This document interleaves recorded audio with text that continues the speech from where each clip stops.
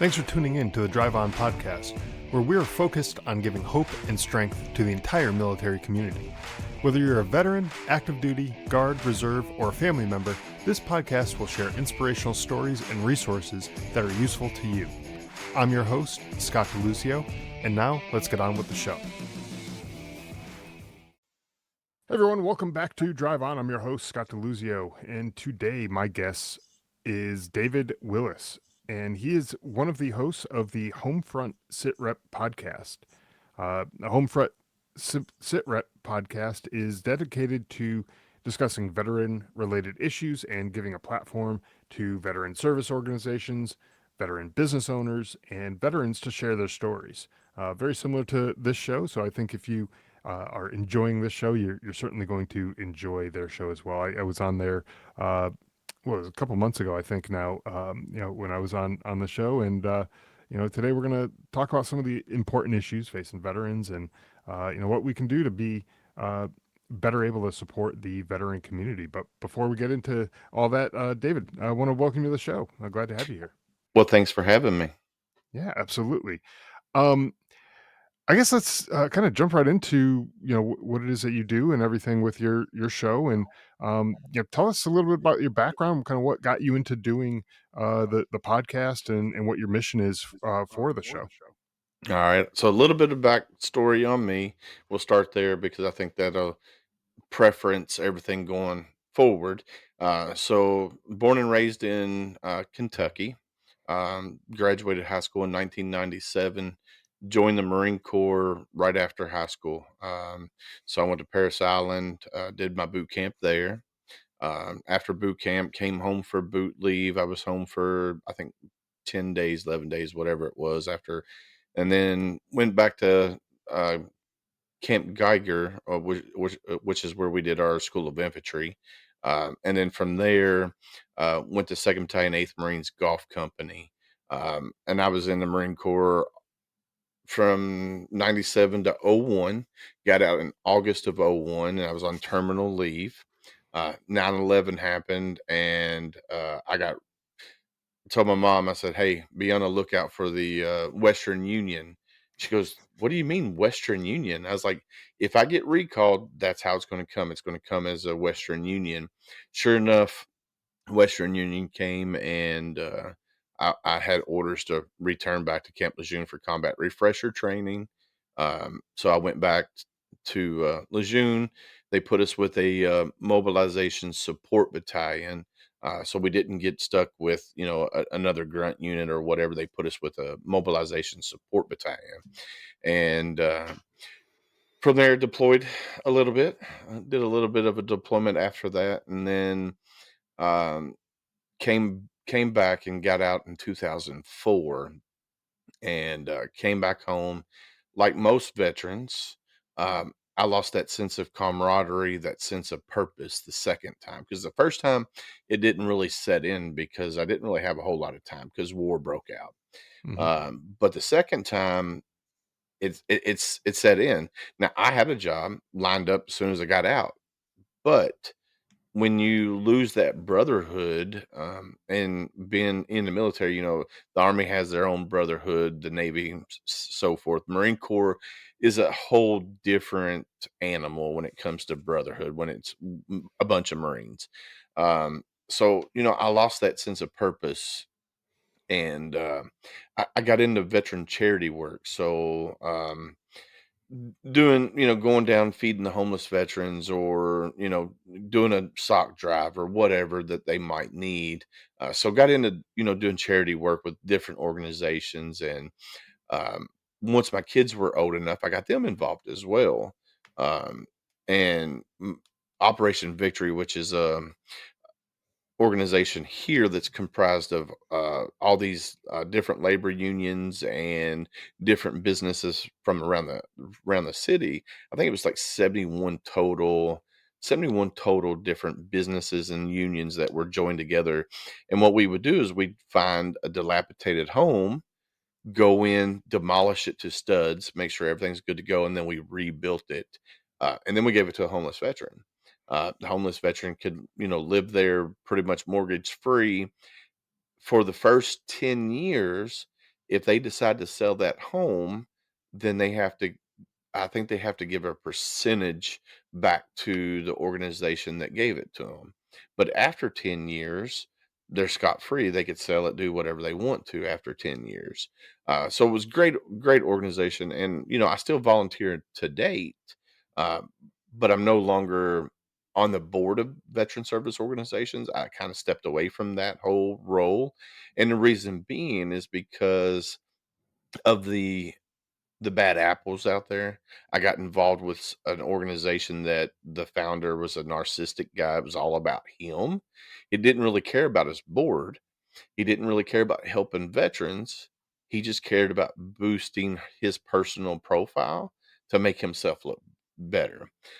So when I resigned in 2020, it was right around Christmas time in 2020. I resigned and started spiraling. I didn't, I didn't know what I was going to do with myself because, I was so heavily involved. I mean, I was intertwined. It was my life.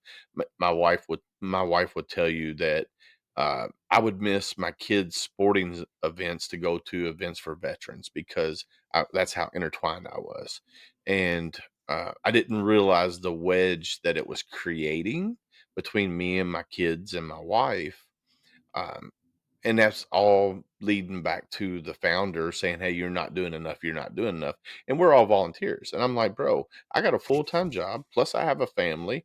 I'm volunteering as much as I can." And he's like, "Well, you need to do more." He's like, "Well, I'm here all the time." And I'm like, "Dude, you don't have a day job. So, you got time to spend. I don't. I mean, I have to balance that between everything." And so, after resigning, like I said, I started going down a rabbit hole and I had thought about doing a podcast. But I'm a procrastinator. My wife will tell you I like to procrastinate. And it's to the point where I bought the microphones, I bought the cameras, I bought the computer. I had everything to do a podcast. Um, but it just sat down here in the basement. It was collecting dust, and my wife looked at me. I guess it was January of 23, and she's like, "Dude, you need to do something. Your PTS has got worse. Your anxiety's got worse. Your hypervigilance has got worse." And I'm like, "Okay."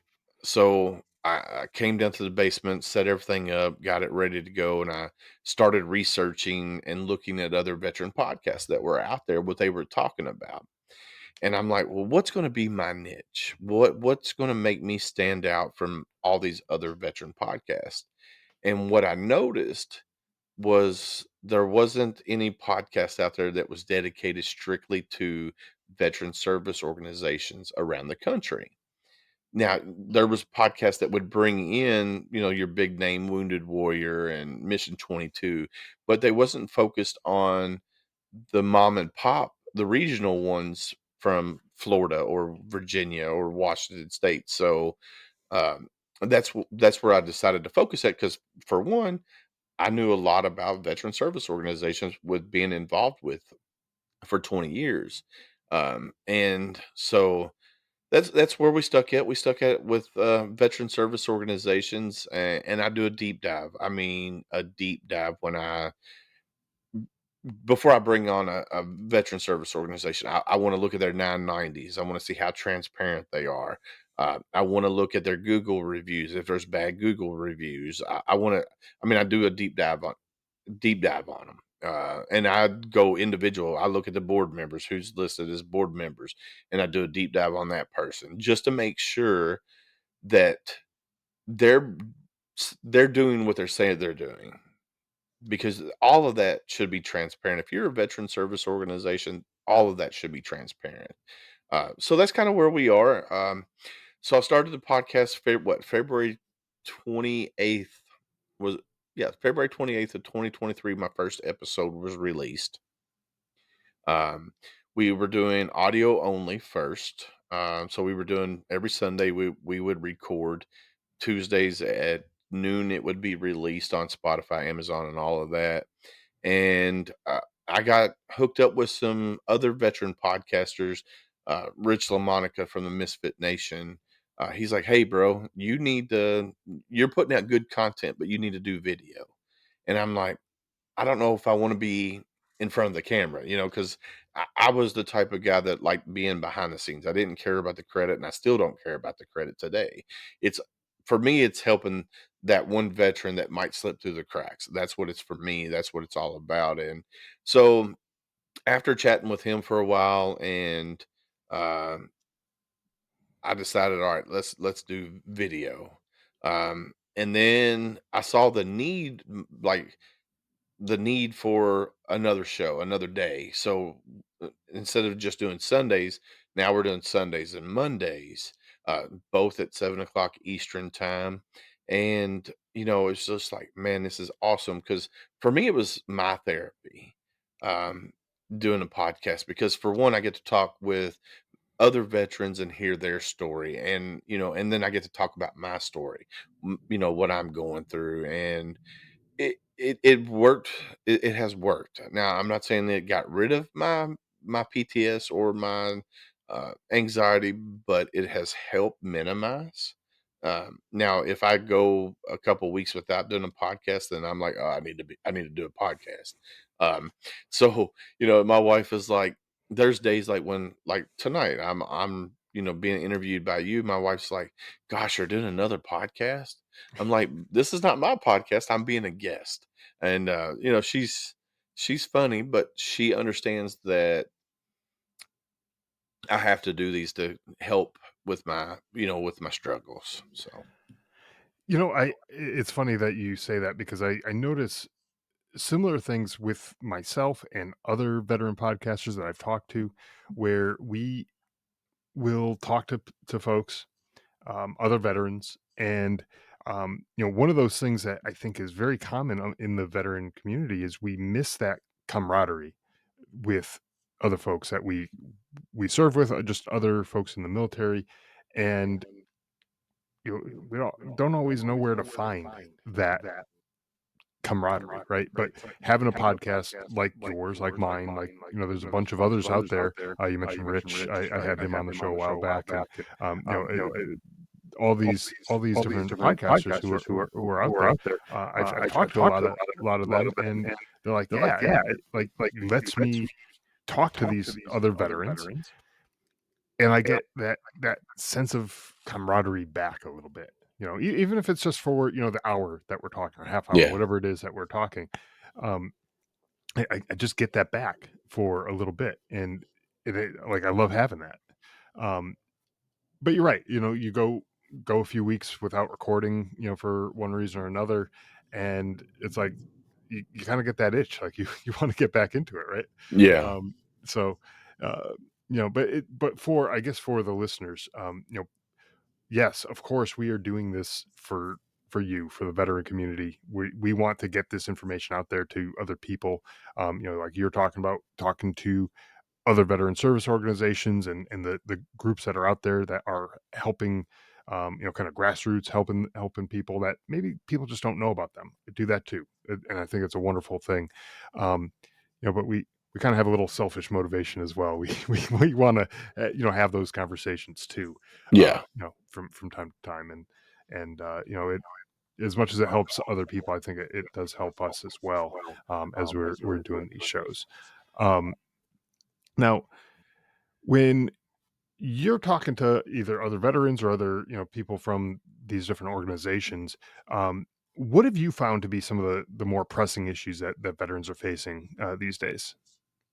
Um, Dealing with the VA is a lot of the issues, and I'm learning that myself right now because I was one of the dumb ones that, oh, there's other veterans that need it more than I do. There's other Mhm. veterans that need it more than I do. And I didn't realize until I started this podcast that I can't be telling people to go to the VA and get rated and get seen if I hadn't done it myself. So that's a big one. The VA right now is a big one. And then another one, like veterans that are, or military members that are transitioning out. Um, having the resources that they need to be successful. So when I got out in 2004, they didn't have programs out there that would help me with a resume. Um, and then was it in 2018, I believe, there was a law passed. I can't remember the law, but whatever you did in the military, it transferred over to the civilian sector. So let's say your telecommunications in the army, right? And you did that for 20 years and you got out after or before 2018, then you'd have to start at the bottom at say AT&T or Verizon, whoever. You'd have to start at your bottom and work your way up. Now after 2018, then your service will transfer over and you got more experience, so you don't start at the bottom, you start somewhere higher up. Sure. And there's organizations like KY Valor, InVets, and Mission Wisconsin. There's just a few of them that actually help transitioning service members write a resume. They help them find jobs within the state. So, like KY Valors for Kentucky. So they'll travel all over the country and find service members and relocate them to Kentucky and help them find a job here in Kentucky that suits their needs. And one of the stories that they were telling me when I had them on the show was this guy was getting out of the military. He was a supply logistics officer in the army. He got out, or he was in the process of getting out, and he was trying to get a job. And they're like, "Well, we're going to start you at the bottom of the barrel." And KY Valor got involved. And when he got out of the military and started the job, he was the head logistics officer for the company. Like they put him right at the top, pretty much for some because he um, deployed troops, tanks, anything that was needed. That's what he did in the army, and whatever company he was going to go work for was going to start him out as just a warehouse guy. And they were like, no. So, needless to say, he went from the bottom to the top. Dealing with the VA and transitioning out, I think, are some of the major issues. Hmm. And then, uh, 22 a day. That's the skewed number. Um, And I think a lot of veterans, like I said, they lose that sense of purpose. They lose that sense of camaraderie. And when they get out, uh, they're not um, they're not there. They're not focused like they should be. And I think a lot of that is due to um, losing your camaraderie with your fellow battles, and then it just compounds and compounds, and I don't think they know where they can turn to. Um, so that I think those are the three major issues right now. Dealing with the VA, dealing with transitioning out, making sure you have a plan, and then losing that sense of camaraderie and sense of purpose, and not having somewhere to turn to that's readily available. Yeah, those are, I think, great. Uh, it's great insight, anyways, that you have on that. I wish it wasn't that way. I wish the VA just worked, Right. and worked for us. Um, the transition, like you were saying, back when you got out, a lot fewer programs that were available back then. I don't know specifically what was available back then. I got in a year after you got out, so that time period was a little bit skewed. But um, when I got out, um, I remember getting this information about services and benefits that were available, and it was like drinking from a fire hose. They gave like everything all at once, Yeah. and a lot of it I didn't need right now or right at that time. And when I was getting the information, it was kind of just like in one ear out the other because I didn't need it, so I wasn't paying too close attention to it. But Yeah. it was one of those things where maybe a year from now I might need it, or something like that, and I forgot all about it by that Yeah. point. and they give you a packet of information like this thick, and you might as well hand me a phone book and tell me to find the information in there, and it's like it's just too much information. So um and I know when you and I, when we talk to other organizations, um at some point we're going to have too much information too, and it's Yeah. going to be hard for people to digest all that. I would never expect someone to sit down and start listening to the first episode of the show and listen all the way through to today, to this episode, and just listen to everything. But you got to be able to pick and choose, and so I try to make that easy for folks who maybe they're dealing with mental health struggles or something. Make it easy to find that on through my website or whatever, and maybe they're dealing with finance issues or relationships or whatever it is that they're looking for, and make it easy for them to find it, as opposed to just saying, here, listen to everything and try to figure it out. Right. That's the way things were done, when at least when I was getting out, and it just didn't make a whole lot of sense to me. But and then to your point, that 22 a day is whatever the number actually is. you know I won't get into that, but Yeah. um, that's quite frankly the reason I started the show, is because there were just too many people who didn't really have hope, and they didn't see any other way, and uh, that to me just was not acceptable. And um, I'm going to keep doing this until that number is down to nothing.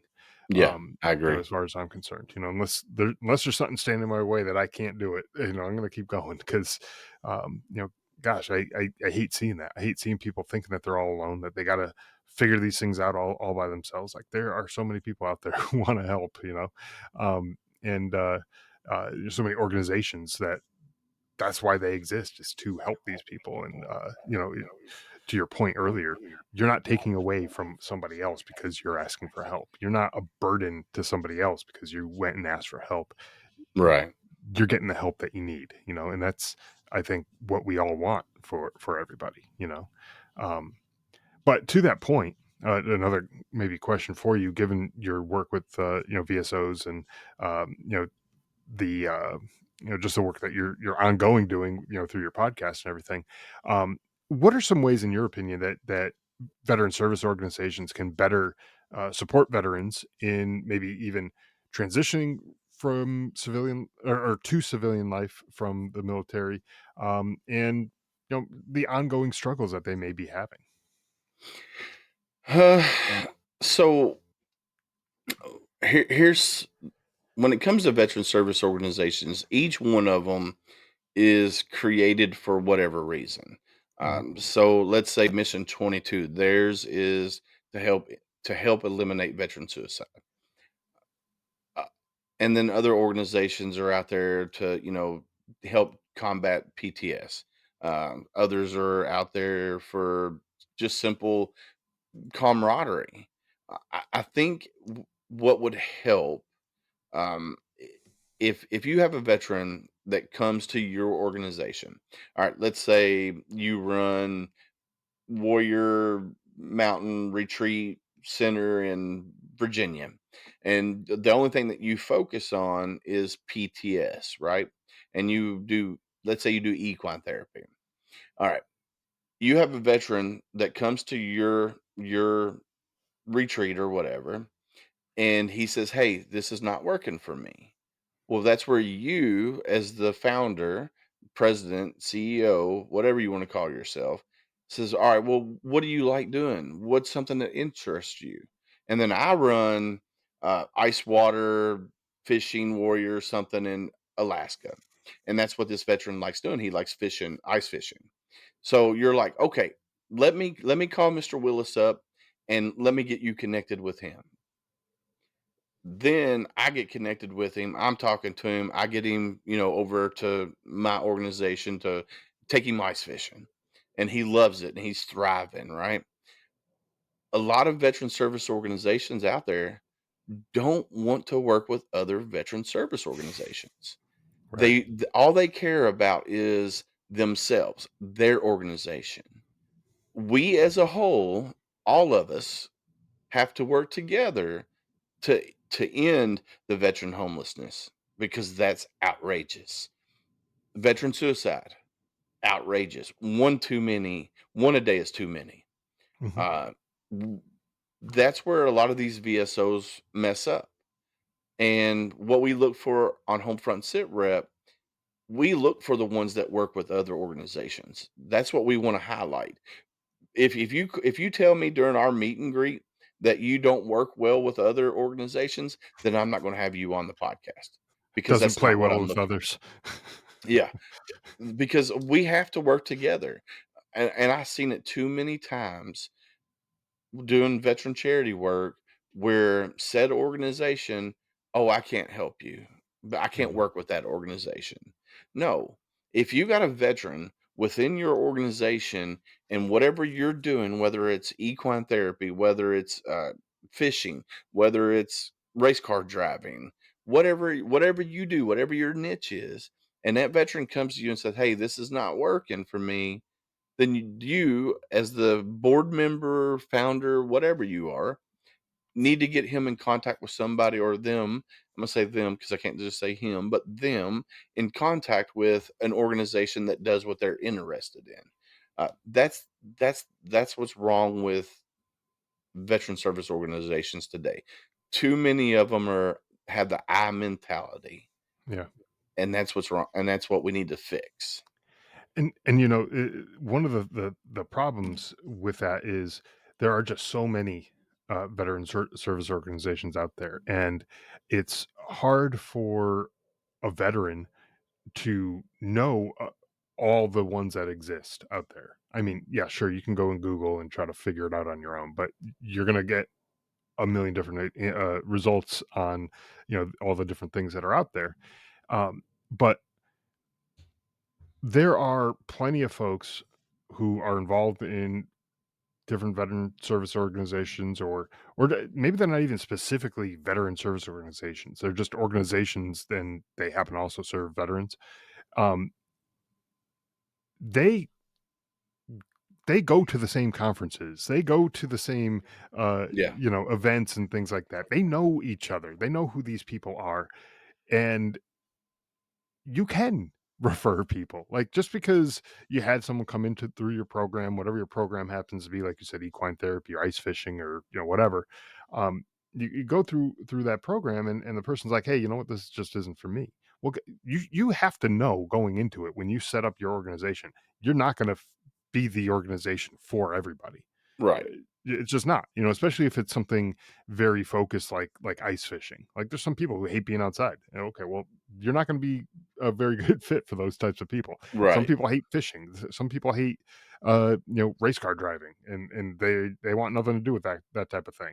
But they might be totally interested in gardening or something else. And it's like, yeah, okay, well, there are other organizations out there, and they do this type of work that will maybe be a benefit to this person. And so, um, yeah, why keep that person in to you, or just let them go and wander off on their own, and you haven't really provided a service to them because whatever it was that you're doing isn't working. And so, yeah, for any of the veteran service organizations that are out there who are listening to this, um, get your act together. I yeah, mean, seriously, get together with the other organizations, and create a network and refer people out, and yeah. understand that you're not going to be the you know Be solution all for that ends everybody. all. Yeah, exactly. You're not going to be that, and um and that's okay, because Yeah. I think at the end of the day, like, just as an example, you and I, we have a kind of similar purpose in our podcast. We want to, at the end of the day, we're trying to help veterans, Yes, sir. and get information out there to veterans. And I'm sitting here, I have you on the show, and I'm going to say your name of your podcast again. I said it already several times. Well, the Homefront SITREP podcast. Go subscribe to it. If you're listening to the show, go subscribe to it. I want people to subscribe to it, because if you're successful in your mission in helping veterans, that means I'm successful too, because that's my mission, is I'm trying to Oh, yeah. help out veterans. And whether they get the information from you or from me, I really don't care, as so long as they get the information that they need. And I think to your point, more organizations need to think that way, where at the end of the day, the veteran, call it the customer if you want, if you're an organization like that, your whoever your customer is the veteran, and that person is the person that you're trying to serve. And Yep. whether they get what they need from you or they get it from somebody else, I mean, I don't know. It It, just seems it's to me like it's it shouldn't matter, you know? a lot of organizations. It's a numbers game, and the way they look at veterans is that veteran's a number. That number means more federal funding or state funding, depending on how they're getting their funding. And they get upset when a veteran leaves their organization because that means less dollars for them to do whatever with. Uh, Yeah.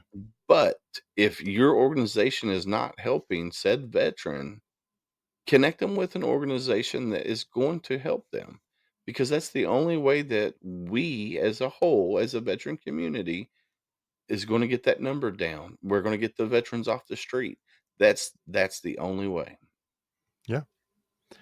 And I know other some organizations like the ones that help with homeless veterans, for example, they may open up their doors to a homeless veteran for 30 days, 60 days, whatever it is, 90 days maybe.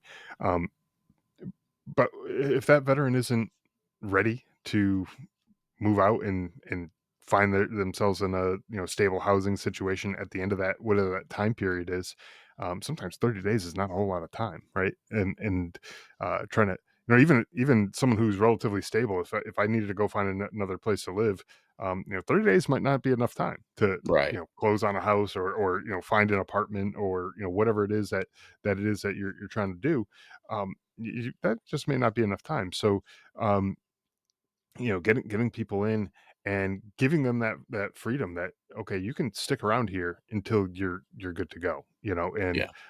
we're not going to just kick you back out onto the street and then become another number out there, just so we can say, oh, we've helped, you know 10 times more veterans than we actually did, because when 90% of them are back on the street, you didn't actually help them, you just gave them a place to sleep for a few nights, Right. And and which, not to take that away, that is help, for them.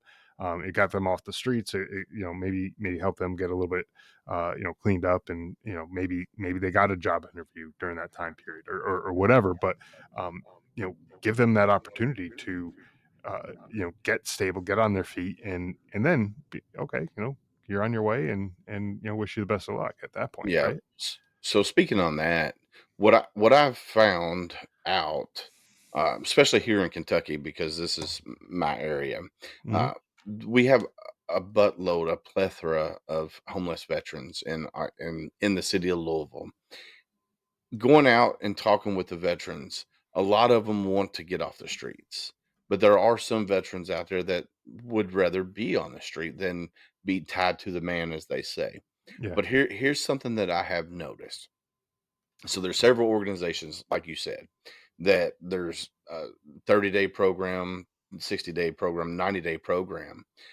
A lot of these veterans that are on the street, they go through these programs, whether it's alcohol treatment, whether it's detox, a detox. Um, when they get done with that 90-day program or that 60-day program, and they have nowhere to go, so what happens? They fall back right into that same rut. Yeah. Now they're worried about where their next meal's coming from. Now they're worried about what's next. So there's no middle ground. So these veterans, they go through this program to get sober, whatever. When they get done and they graduate that program, they're ready to go, but they have nowhere to go. So they have no family, no, nothing that they want to do. So they fall back in that rut. So, but there is programs out there that helps veterans get homes. But like you said, once they get done with their program, they're not ready to, they don't have enough money to save to buy a house. Probably don't have enough money to rent an apartment. Hmm. So there needs to be something in the middle that these veterans, once they get clean and sober, they can go to this next step program, and then after that move into a house or an apartment. Um, so me and another guy, Eugene Spears, we both work for AT&T. We started Communications Workers of America Local 3310's Veterans Committee because they didn't have a Veterans Committee through the union. Um, so we started that, and one of the things that we wanted to do that we came up with was create a tiny home community for homeless veterans in our city. And our program was going to be 2 years long. Now, during this process, what we were going to do was teach a veteran how to cook on a budget. We had local chefs that were going to come in and teach free classes to cook on a budget. We had a bank that was going to come in and teach uh, homeless veterans how to balance a checkbook and how to, budget properly. We had doctors that were going to come on site that were going to do free healthcare exams on site. We had people that were going to donate computers for a little computer and library. Um, and said organization that I was with after that I joined on the board that we were talking about earlier, found out that I was doing this through AT&T and T and was like, "Hey, are you still doing this?" And I'm like, "Yeah, we just got 5 acres of land donated. We're getting ready to, work out some details." He goes, "Well, what do you think about bringing it over to said organization?" 'Cause, there's legal things going on. I can't really say what organization it is, but Yep, no worries. said organization said, "Bring it over here to us and we'll run with it." I was like, "Okay, cool, let's do that," because it gained a lot of traction. Let's just put it that way. News got involved, and it blew up. I mean, literally, Luckett and Farley, which is an architectural firm who designed Churchill Downs, came on board and designed our layout for the property for free. It was all pro bono, and it was beautiful. We were going to use shipping containers. There was going to be 29 houses, a community center, a chapel on site, all on this 5 acres of land. And so COVID happened. The only thing that we needed was funding. We needed $3 million for the funding, and at this time is like I said, COVID just happened and right at the beginning or right in 2020. Well, I resigned. Well, said founder of an organization that brought it over never really wanted to do the project. Mm. He just wanted the notoriety from it. 2 months after I resigned, he canceled the project. Canceled Oh, it. And all we needed was $3 million. And the city of Louisville said, "Hey, we'll give you the money." He's like, "No, I don't want it," and canceled the project. And wow. it would have been that second phase. So you go through 60, 30, 60, 90 days at, say, Volunteers of America or St. Vincent de Paul, whatever program they go to, they come from there. They're already vetted because they have to be vetted to go to those programs. They're clean and sober. Bring them over to us. We have 29 available units. It's a 2-year program. They come over to us. Boom, after they get done, and it might not even take 2 years. Hmm. It could only take a year, and then once we did that, then they can go buy a home through Operation Victory or one of the other Homes for Heroes or whatever. There's organizations, so it would have been that middle ground, and I think that's what we need for homeless veterans, especially the ones that want the help, that fell on hard time or whatever not.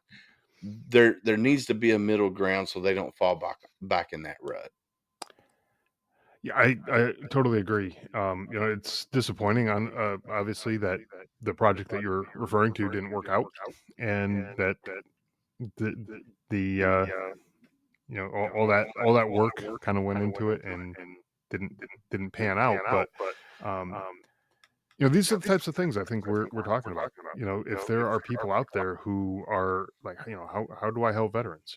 This is one of those things, and you may not think about it as one of those things that a veteran needs, because a lot of times, things like PTSD gets a lot of attention, and people talk about that a lot. So okay, we talk about mental health type stuff, and okay, well, what do we need to do to help with mental health? We got the therapies, whether it's a traditional kind of therapy, maybe through the VA or some other organization, or we do some non-traditional therapies like you were talking, equestrian and ice fishing and all these other types of things that are out there, that people do. We think about those types of things, but um, those are great if you got a place to go back to after after this is all done, right? But Yep. if you're coming in off the streets, um, knowing that when this retreat's over or this program's over, you're going right back out to the streets.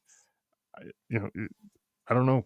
I don't know if it's as beneficial, versus work on getting that foundation, getting that stability in place, Yep. getting cleaned up from, maybe it's drugs or alcohol, maybe it's an underlying mental health issue, um, maybe just can't find a job for whatever reason. But it's kind of hard to find a job when you're walking in, um, dirty and unshaved and all this kind of stuff, because you haven't had a clean place to live for a while. And it's just a bad cycle. So I mean, hey, this is a need. It's out Yeah. there, and unfortunately, the veteran homeless rate is is not is not good. No. It's going up, and it's kind of a sad statistic, to hear about. These. I mean, we improvise, adapt, and overcome, but this is not what we're talking about here when we're talking about that. You don't want to be out on the streets. That's No. that's not where people should be, anyways. But to your point, you mentioned that there's some people who don't want to get the help. Um, for one reason or another, they are okay with just being out on the streets. And again, I don't think that they should be forced to be out on the streets like that. And if we can get them the help and we can show them a better way, and a way to get their lives back on track, I think that's a great thing too. You know, I um, agree. but there's other businesses too, that maybe aren't necessarily focused on veterans, but they might be like veteran owned businesses, right? And I know the veterans who own these businesses, if they're anything like you and me and other people that I know, like, we want to help the veterans that are out there. Um, as far as veteran-owned businesses go, um, what role do you think that they play in the overall veteran support and things like that? Is it providing jobs to veterans? Is it donating to veteran causes? What types of things do you see through the organizations that you talk to? I think a lot of them, they donate to veteran service organizations, especially ones that are in their area. Mhm. Now some, donate to Wounded Warrior Project, which, don't get me wrong, Warrior Wounded Project had their issues, and I think they're working through them. Whatever. I, Mhm. I, I don't really keep up with them because they're name brand. I like I said, I focus on the mom and pop ones, but. Um, a lot of the veteran business owners that I've interviewed, they give back to veteran charities. Um, Prime example, Cover Sunscreen out in California. Um, they veteran owned. Lonnie was Navy. His wife is business minded, whatever. And Lonnie got skin cancer on his head. Found out because he had a dog. The puppy started licking his head, and that's how he found out he had skin cancer. So they created Cover Sunscreen. So Cover Sunscreen, I'm gonna show it right here on the screen. Oh, nice. Yep. This one's green, and then they have a pink one. It's the same bottle inside, but just the box is different. So this one they donate to a male veteran or service organization. The pink one they donate to a female veteran service organization, um, which is amazing because a lot of times female veterans get overlooked, which I'm glad to see that there's a lot of coming up is a lot of veteran or female service organizations out there for that focus strictly on the female veteran, Yep, which is amazing. So, it is. uh, Yeah. but yeah, a lot of these business owners, they'll hire veterans, but their primary focus, depending on what their job is, will donate to veteran charities in their area. Yeah, and to that point, it's great. First off, that the female veterans are getting the recognition and the support from some of these other organizations. Because for the longest time, the military was very male dominated, but the female ranks are increasing, and the number of female veterans that are coming out of the service, in addition to those who are currently serving. Um, those numbers are increasing as well. You see folks who, um, a female driving a car with a veteran license plate or something like that, and it's like, no, she's not driving her husband's car. It's like that. No, that's her car, and that's her license plate, and she earned it, and we have to I think some people need to change that mindset and Yeah, understand that there are plenty of females who yeah. have served, and I got a funny they story deserve that about that. respect too. Yeah. No, go ahead. So there's an organization down in South Carolina called She's the Veteran. Okay. So Brooke Con Jackson is the founder of it. Um, she had her license plate on the back of her car. Her husband and her were walking to the car, and somebody walked up to him and said, "Thank you for thank you for your service." And Brooke and her husband looked over and said, "I'm not the veteran. She's the veteran."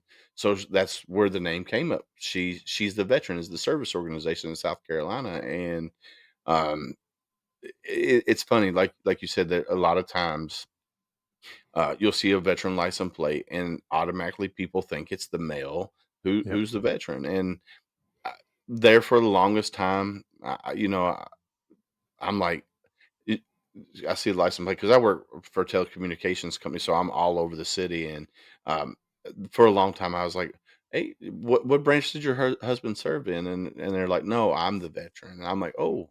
So now, I had to retrain my brain to think, to ask who is the veteran, because you never know.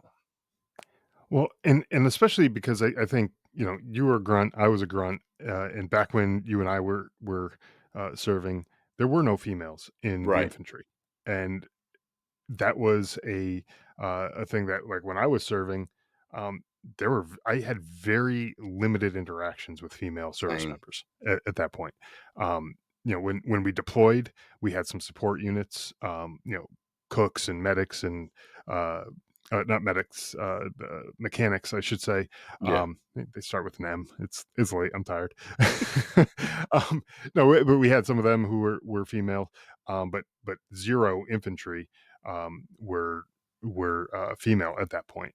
Right. That's It's obviously changed now, and that's different. So the attitude and the mindset will probably change with that Yeah. kind of change. But for old grunts like us, it takes a little work to kind of Yeah. retrain our brain a bit. But It did take a while. yeah, yeah, absolutely. Um, I think this has been a great conversation. I think there's a lot of work that needs to be done. There's a lot of great organizations out there, but there's still a lot more to be done. Um, for veterans who are out there who might be listening to this, struggling to connect with resources or find support that they need, or getting in touch with the right organization, what do you have any advice for them, like where do you go to find this type of information? I mean, I know you said you do a lot of research. You go and you look through all the organization's history and information and all that. Where should people start to find the information that they need to get the help that they need? So you can look at, like, so if your state has a Department of Veterans Affairs, like Kentucky has Kentucky Department of Veterans Affairs, you can look on their website. A lot of times they'll have affiliated veteran service organizations that they work with, or you can go on the Secretary of State website for whatever state you're in, and type in veteran service organizations, and every state that is, or every nonprofit that's listed for veterans will pop up there. Mhm. Or shoot me an email at homefrontsitrep@gmail.com, and I'll help guide you. If I don't know, I'll find out. Trust me, I will find out, because I'm always finding uh, hole in the wall mom and pop grassroots service organizations out there. And um, I found the service organization in pretty much every state so far. And I even have a lady coming on here shortly. She's a British military, and she's still lives in the UK, but she's helping veterans over there that were British military. I'm like, why not go international with it? Let's Yeah, sure. let's because, and then I'll tell you another a great organization out there. It's called Veteran Hundo Club. Look them up. They're like a Rolodex of veteran business owners, veteran service organizations. That's another good resource. But yeah, check out your Secretary of State and search for VSOs registered in your state. Mhm. Go to your Department of Veterans Affairs for your state. On their website, they'll have affiliated service organizations. Go to your VFW, your local VFW, your post. American Legion, Disabled American Veterans, uh, all of those are great resources. And the VFW, the American Legions, and they get bad raps because the younger generation and the older generation sometimes don't mix. Right. And a lot of times they got that stigma of only caring about alcohol. Kind of like in my situation, I was Marine Corps said I was an alcoholic, which is kind of ironic because we were founded in a bar. But I went through detox for 60 days. I had a great command. I didn't get busted down or nothing like that, but went through detox for 60 days. So when I got out, I didn't go to the VFW. I didn't go to the American Legion, because when I was growing up, all I seen was drinking, drinking, Mhm. drinking. And so I didn't think about going to the VFW or the American Legion post. But after being out and being sober for forever, I started looking into some of the different posts around. Now, granted, some posts out there, all they care about is the canteen, how much money that canteen's bringing in. But there are organizations or posts out there that actually have events, family friendly events, and they are a good resource. So, Yeah, and if you can, I found if you can get in touch with people face to face, you're not just another voice on the end of the phone that once I hang up, I might remember you for the next half hour, 45 minutes or so, and then I kind of forgot that you even called. yeah, But if I get you face to face and we're talking, um, I'm gonna be a lot less likely to forget about you. And I was at an event a few weeks ago, and a bunch of people that I met face to face. I'm gonna remember these people forever because we had those conversations, even if it was a short couple minute conversation. We were face to face and we had those conversations, and it's gonna take a lot for me to forget those types yeah, of conversations, right? So if you can go to these organizations and like you said VFW or American Legion or DAV and all these other places, if you can get in front of those people and talk with them, they might be more likely to give you a call and follow up and say, hey, did you get in touch with these people that we set you up with, and if not, why not? If you did and it didn't work out, well, how can we help you? How, that type of thing. right, So for those listeners who might be struggling to find the resources on your own, there are people who want to help you, who have the resources available, and they may be able to get you in touch with the right people too. So I think that's great, great advice there. Again, before we wrap up here, I want to give you the opportunity to tell people a little bit about where they can go to find the Homefront SITREP podcast, and the organizations that you feature. Find out a little bit more information about that. I don't know if you have information on a website, or where they can go to kind of just look all that stuff up. All right, so Homefront Sit Rep on YouTube. So you just go to YouTube, type in at Homefront Sit Rep. We're also on Rumble. It's at Homefront Sit Rep. We have our Facebook page. Our public page is Homefront Sit Rep Podcast. We also have a private group called Homefront Sit Rep. Um, we don't have a website yet. I'm still, almost it'll be 2 years coming up in a couple, in a couple months. It'll be 2 years, but um, I'm basically paying for everything out of pocket right now. Sure. I'm not sponsored or anything, so I hadn't got to that point where I could do a website. But yeah, so you can find we go live on Sundays and Mondays at 7 p.m. Eastern. So we go live on Heroes Media Group. We go live on their page. Military United podcast streams. We're also on Reese Across America Radio at 11 p.m. on Thursday Eastern time. And then Veterans Voice Radio is another one that we talk about a lot all the time. And then as for service organizations, I mean, we don't. I mean, our primary focus is veteran service organizations, and there's some great ones out there. You got the Hope Project down in Florida, in the Panhandle of Florida. You got Mended Sparrow in Mechanicsville, West Virginia. You got Montana Warriors on the Water. There's Warriors Next Adventure with Nicholas Ron. There's Kentucky Wounded Heroes in Kentucky. There's Blue Skies for the Good Guys and Gals Foundation. I mean, there's so many out there, and they all do wonderful things. Um, Warriors to Racing. I was talking about race car driving earlier. Uh, Warriors to Racers is a all veteran crew from the low man to the driver. All veterans, and they do American endurance racing. So everybody gets a chance to drive the car. And it's because it's 8 hours of racing. I mean, everybody gets a chance. And if you start out as a pit crew, then you drive, but you can also go back to being a pit crew. So, but there's so many great organizations out there. And then, veteran business owners. There's a bunch of them out there. Veteran singers. Hero Stock is another veteran service organization out of Nebraska. Veterans Voice Radio, there's two apps that you can download. One's Simplify Country, the other one is Ranger Rockwave.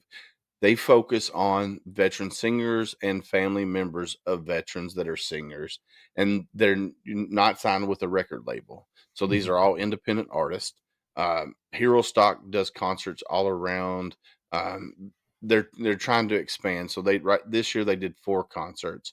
Next year they're going to do 5 concerts or 6 concerts, however many. They've been invited to come to 38 different states, Oh, cool. and they put on a 1 day festival or a 2 day festival. And then one of my good friends, Marine Corps veteran Ryan Dorfield, he goes by the stage name Theory, TH30RY. He just signed with Big Homies Records out in Salt Lake City, Utah, as a rapper. He's doing amazing. I'm super proud, and I'm excited for him to see where he's going to go. And he's got that old school, uh, late '90s, early 2000s feel to his music. Okay. So super. But just check out Homefront Sit Rep, man, and watch our videos. Go to YouTube and watch all of our videos. Yeah, that's awesome, and I will put a link in the show notes for. I'm going to try. We mentioned so many organizations. I'm going to try to, cram in some of those into the show notes. I'm sure I'm going to miss a couple, but I'm going to try to get in as many as I can. But certainly, trying to get. I'll definitely have a link to your channel and where people can find you. Because I think it's important that people have access to the information that you're putting out there, and there's, like you said, there's a ton out there. And for the listeners, if you think you've tried everything, you've gone to all the appointments, and you've done all these different things, and you went to, different alternative things that you're like, none of this stuff is working, nothing's going to work for me. Trust me, there's something else out there, and there's some other organization. Maybe you're just not clicking with the people that you're working with at whatever organization. There are so many organizations out there that it's ridiculous. Like, there is not enough time to go out and try all of them. So trust me, you haven't tried them all, Yeah. and keep trying. That, I think, is the message I want to get across to folks is, just keep trying something. Just because you tried one thing, it didn't work, don't get discouraged. Like, that's just a lesson learned. Okay, this one didn't work. Cool. Let's move on to the next Yeah. thing, and try that one. So, um, man, this has been a great conversation. David, I really do thank you for taking the time to come on the show and talk to the listeners about the Homefront SITREP and all the work that you do and that you've done in the past. Obviously, you've got a passion for this, a dedication to bring up this type of stuff to veterans, and helping support the organizations that are out there trying to help out veterans. So for the listeners, again, go check out Homefront SITREP. Again, it's on YouTube, and I'll get that link in the show notes. But David, again, thank you for your time and for supporting the veteran community.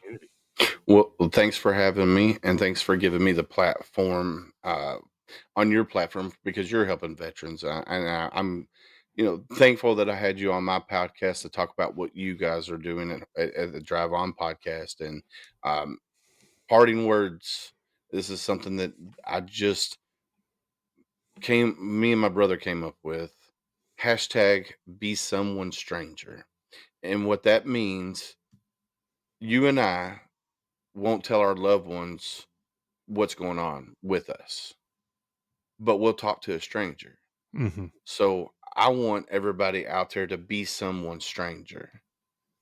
So hashtag be someone stranger, because it will help you and it will help them. So hashtag be someone stranger.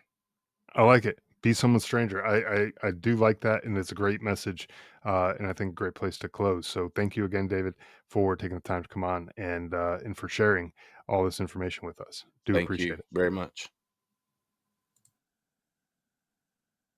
Thanks for listening to the Drive On podcast. If you want to support the show, please check out Scott's book, Surviving Son, on Amazon. All of the sales from that book go directly back into this podcast and work to help veterans in need. You can also follow the Drive On podcast on Instagram, Facebook, Twitter, LinkedIn, YouTube, and wherever you listen to podcasts.